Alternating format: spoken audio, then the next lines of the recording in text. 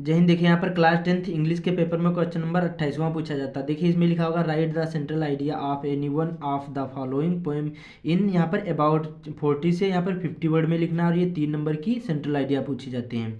3 होंगी, इन तीनों में से यहाँ पर आपको एक पर सेंट्रल आइडिया लिखना होगा। तो आज के वीडियो में आप लोगों को बताने वाले हैं कि बोर्ड एग्जाम की कॉपी में आपको सेंट्रल आइडिया कैसे लिखना है। और ये आपके 100% आपके बोर्ड एग्जाम में आएगी ही आएगी। तो कैसे जो टॉपर होते हैं वो कैसे लिखते हैं वो बताने वाले हैं, ठीक है।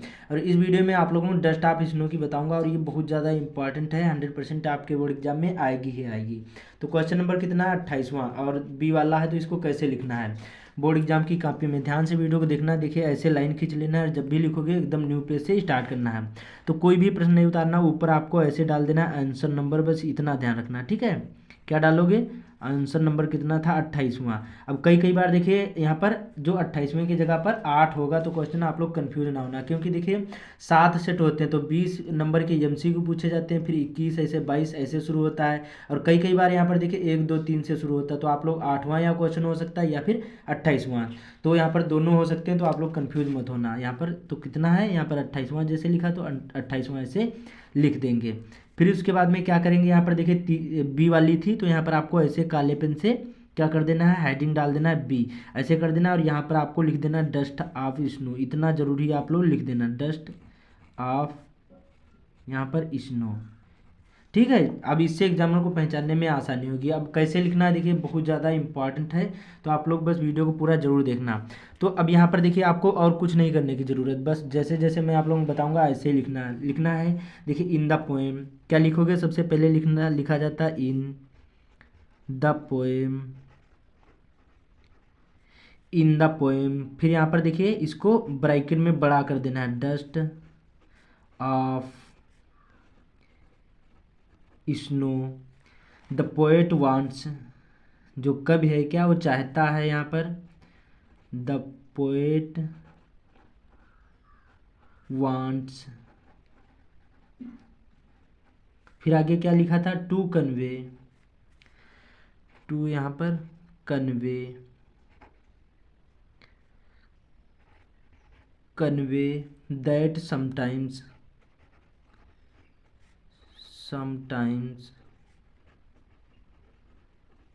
ठीक है। उसके बाद में आगे लिखना है सर्टेन मोमेंट्स, क्या लिखोगे? Certain moments, moments. फिर आगे लिखना और एक्शंस, क्या लिखोगे? और एक्शंस, एक्शंस विच आर, और इसको आप लोग नोट कर लो अच्छी तरीके से, इसको हमारे साथ ही याद भी कर लो, ठीक है। विच आर सिंपल हैव, क्या लिखोगे? Simple have larger significance, significance. इस प्रकार से आपको इसको लिख लेना। उसके बाद में आगे इसी में लिखना है आपको 40 से 50 वर्ड की लिखना है, तो यहाँ पर 4-5 लाइन आपको लिखना पड़ेगा। फिर उसके बाद में लिखना है यहाँ पर the can change, the can यहाँ पर change, the can change the mood. और सबसे सिंपल मैं आप लोगों को बता रहा हूँ, इससे आपको अच्छी तरीके से याद भी हो जाएगी, इससे सिंपल कोई नहीं बताएगा।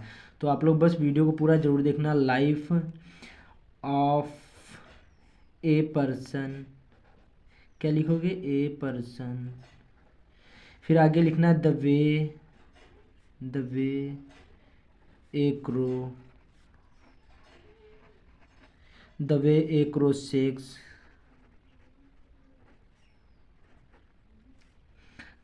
उसके बाद में डाउन डस्ट,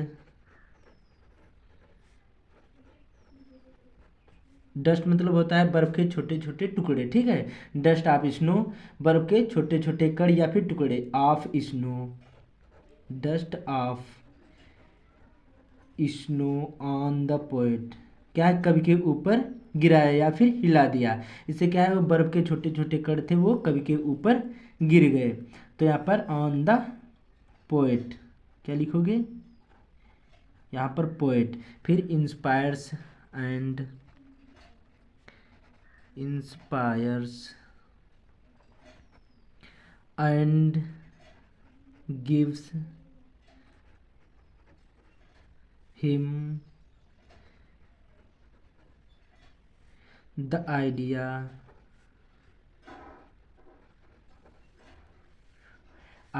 to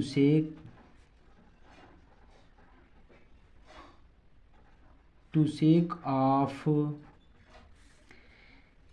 his, आगे क्या लिखा था, डिस्प्रेसिव,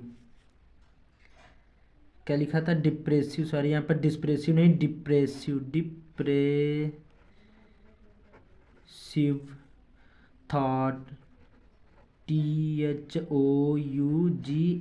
यहाँ पर TS कामा, उसके बाद में आगे लिख देना बिकेम या बिकम, ठीक है, चेयरफुल कामा एंड और डू समटाइम्स, या सॉरी यहाँ पर समथिंग यूजफुल। इस प्रकार से आपको लिख देना, 4, 5 या 6 लाइन में लिख देना, आपके 40 से 50 वर्ड हो जाएंगे। तो इसी प्रकार से लिखना जैसे मैंने लिखे, पूरे के पूरे नंबर मिलेंगे। इससे पहले मैंने आप लोगों को फायर एंड आइस पर भी बता दिया था, पोएम लिखने की ट्रिक भी बता दी थी, ए टाइगर इन द जू पर भी सेंट्रल आइडिया बता दिए। तो इस वीडियो को ज़्यादा से ज़्यादा शेयर कर देना, इसका स्क्रीनशॉट ले लो, अच्छी तरीके से याद कर लो, सबसे सिंपल सी यही पोएम मिलेगी। तो मिलते हैं अगले वीडियो में।